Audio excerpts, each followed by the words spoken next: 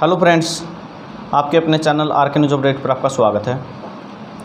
दोस्तों, कल 3 मई 2021 को जनरल एडमिनिस्ट्रेशन डिपार्टमेंट ने ग्रुप डी वालों के लिए एक कॉमन कैडर का लेटर जारी किया। और लेटर क्या जारी किया, ग्रुप डी के जो कर्मचारी थे उनके अंदर घमासान मच गया। जो 18,000 कैंडिडेट ज्वाइन किया है जिन्होंने नया उनके अंदर घमासान मच गया। ये क्या हो गया, ये क्या हो गया।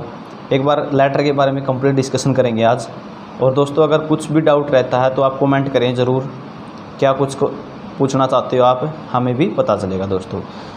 तो जो सबसे पहले जो बात कही गई थी वो कही गई थी कि जो ग्रुप डी के लिए जो एडवर्टाइजमेंट नंबर 4/2018 जारी हुई थी, उस एडवर्टाइजमेंट के बेस पे 18,000 जो एम्प्लॉई हैं, 18,000 कैंडिडेट थे, उनका सिलेक्शन हुआ और उनको वो एक रेगुलर बेसिस पे जो पोस्ट है वो रेगुलर बेसिस पे काम कर रहे हैं अपना।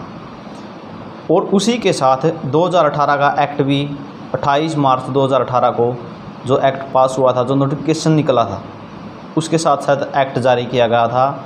उस एक्ट के मुताबिक क्या था दोस्तों, जो 2018 के जो कैंडिडेट लगे हैं, 28 मार्च 2018 के नोटिफिकेशन के अनुसार जो कैंडिडेट 18,000 कैंडिडेटों की ज्वाइनिंग हुई, उनके लिए लागू किया गया वो एक्ट। क्या लागू किया गया कि इनके ऊपर जो 18,000 कर्मचारी लगे हैं, इनके ऊपर कॉमन कैडर के रूल लागू होंगे।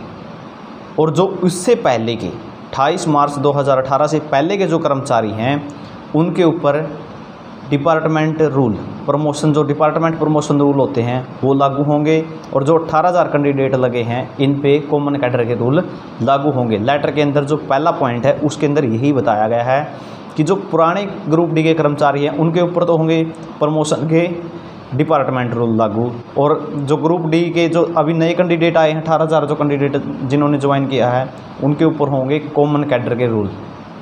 तो सबसे पहला जो पॉइंट है उसके अंदर यही डिफरेंस है। सेकंड पॉइंट के अंदर क्या कहा गया दोस्तों कि हर बार जो लगभग 20% ग्रुप डी के कर्मचारी, किसी भी डिपार्टमेंट के अंदर लगभग 20% कर्मचारी प्रमोशन कर जाते हैं क्लर्क की, या फिर जो भी सी ग्रेड की जो पोस्टें हैं उनके ऊपर प्रमोट कर दिया जाता है उनको। और होता क्या है, जो भी कैंडिडेट या जो भी एम्प्लॉई 5 साल की सर्विस कर चुका है और क्वालिफिकेशन भी अब उस ग्रुप सी की पोस्ट के बराबर है, तो उसका प्रमोशन हो जाता है। इस तरह से जो डिपार्टमेंट रूल हैं, इस तरह से प्रमोशन हो रहा है उनमें।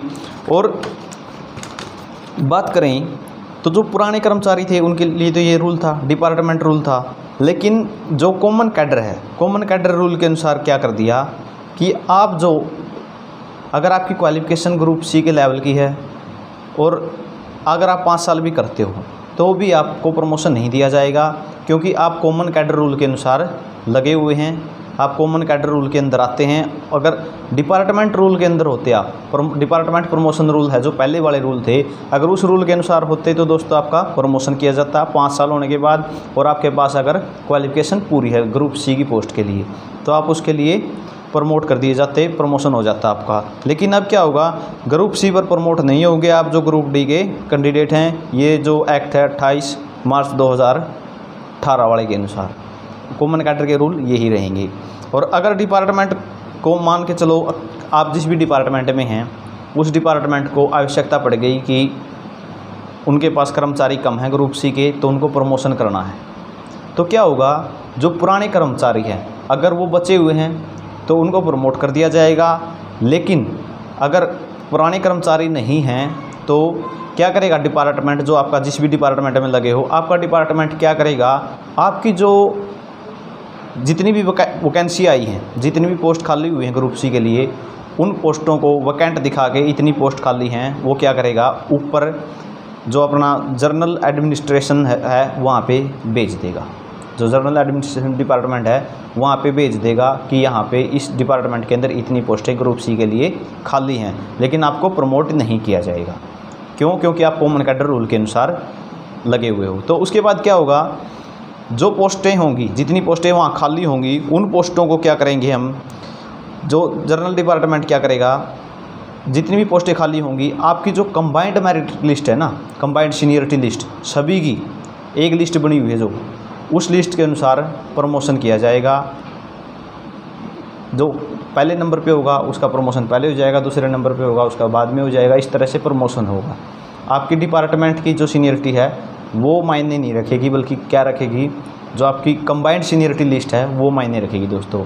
अगर और कुछ भी डाउट रहता है तो आप कमेंट कर सकते हो और कुछ बताते हैं इसके बारे में।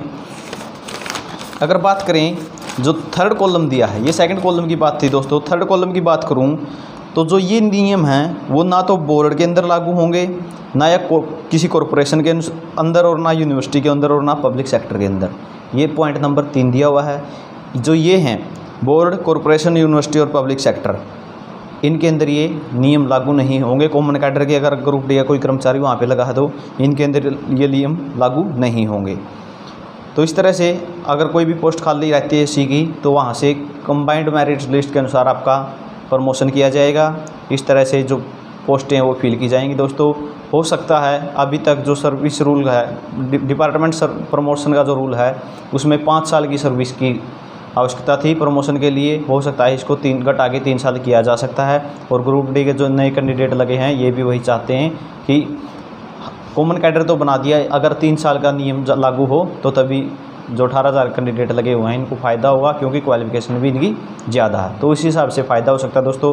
अगर अब भी कोई डाउट रहता है तो आप कमेंट कर सकते हैं, कमेंट का जवाब ज़रूर दिया जाएगा दोस्तों। और दोस्तों वीडियो अच्छा लगा वीडियो को शेयर करें और चैनल को सब्सक्राइब करके बेल घंटी को दबा लें, क्योंकि हम कर्मचारियों से जुड़ी हर खबर के साथ आपके सामने आते रहते हैं दोस्तों। थैंक यू दोस्तों।